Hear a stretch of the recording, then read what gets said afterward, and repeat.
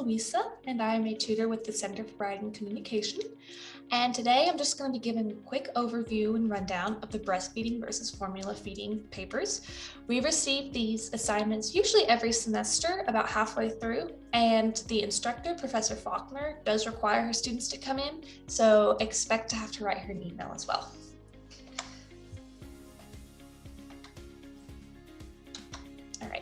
Just some formatting basics for this assignment.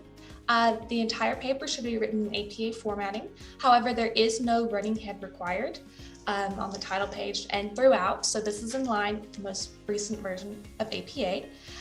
Students are required to have a title page and reference page. However, the title and reference page do not count towards the overall page count for the assignment. Students are expected to have about 6 to 8 pages of text. Brief overview of the assignment. It is a comparison and contrast of the benefits of breastfeeding versus the benefits of formula feeding for infants. As Professor Faulkner would like her students to include information about the composition of each, so casein versus whey, secretory immunoglobulin A, lactobacillus bifidus, DHA, and ARA, and the students will do a much better job of explaining that than I just did. Just a quick trend that I've personally noticed is that most benefits for formula feeding will be those of convenience and accessibility. Just based off of the papers that I've read, as well as other background information, breast milk is proven to be more nutritious to children or to growing babies. However, so most of the benefits for formula feeding will be those of convenience and accessibility. So if a student is having issues trying to find nutritional benefits for formula feeding, advise them or point them in the direction of convenience and accessibility that formula feeding provides. Lastly, the students are required to have a total of 3 sources. 2 of them must be from peer-reviewed journals relating to this field, and each source cannot be more than 5 years old. I will be showing you an example in this presentation today that was written in 2017, so do note that some of the sources will be older than 5 years according to 2021. All right, so here's just the assignment sheet that is provided by Professor Faulkner. Some of her students may attach this to the assignment, some of them may not, but I will have this linked in the Google folder for the CWC drive as well for you to look at. Again, the main points that we already talked about are underlined in pink. Title page, 6 to 8 pages, reference page, APA formatting, the benefits of both bottle feeding and breastfeeding.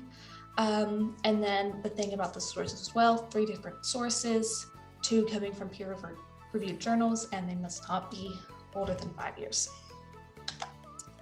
Just some primary areas of concern that I've talked to Professor Faulkner about and that I've also noticed tutoring some of these papers is obviously proper citations. This means APA formatting both in text and in the reference page. A lot of times students think that when they're summarizing or paraphrasing information they got from sources, they do not need to cite it. However, that is not the case. So that's just something to look out for. Another major factor is avoiding first person, since this is a research paper that should be written in the third person throughout. So this is just a common trend that I've noticed among students and that Professor Faulkner has instructed us to look for as well. Just another general thing is subheadings can be beneficial for breaking up information and for organization. So I found it most useful, and the students have found it most useful to use subheadings when discussing to separate the benefits of breastfeeding versus maybe the cons of breastfeeding and the benefits of formula feeding and the not so great benefits of formula feeding.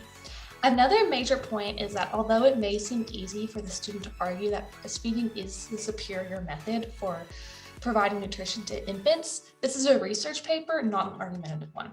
So both sides should be represented as fairly as possible. Again, if students are having difficulties describing the benefits of formula feeding, advise them to think about convenience and accessibility. So for example, formula feeding does provide more freedom to mothers.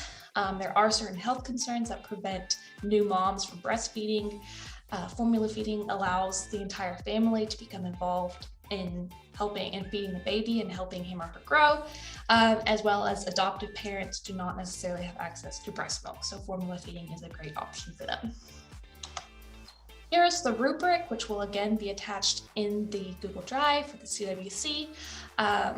And this is also courtesy of Professor Faulkner from the Nutrition and Family Sciences. Here's just an example of the sample paper. Again, this paper was from 2017, so some of the sources might be somewhat outdated, but that was okay, seeing as this was written 4 years ago. So as you can see, there is no running head, which is good, but there is the page number in the top right-hand corner, which is required. Just one really small nitpicky thing is to make sure that the font in the header is the same as in the rest of the paper. So the font in this header looks like it's Calibri, whereas the rest of the paper is written in Times New Roman. Here's the intro. The student does a good job using heading throughout the paper. As you can see, they've separated breastfeeding and then advantages of breastfeeding, and later they have disadvantages of breastfeeding.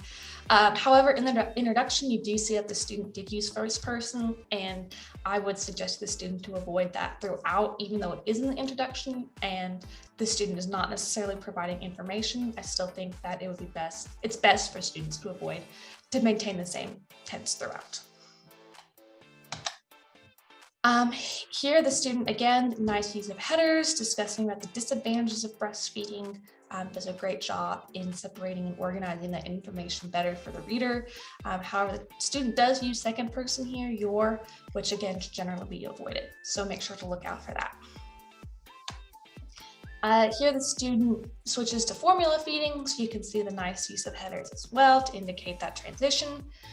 Here the student does talk about nutritional benefits of formula feeding. Again, that's probably not going to be the main benefit of formula feeding, but if the student does have information about it, then including that is fine. Here again, and then lastly, we have the reference pages, APA format, and since this paper was written in 2017, none of the sources are older than 5 years per 2017. All right, so that's just a brief overview of the breastfeeding versus formula feeding papers. Again, all of this information and the sample paper will be linked in the Google Drive. So thank you all so much for your time and good luck tutoring.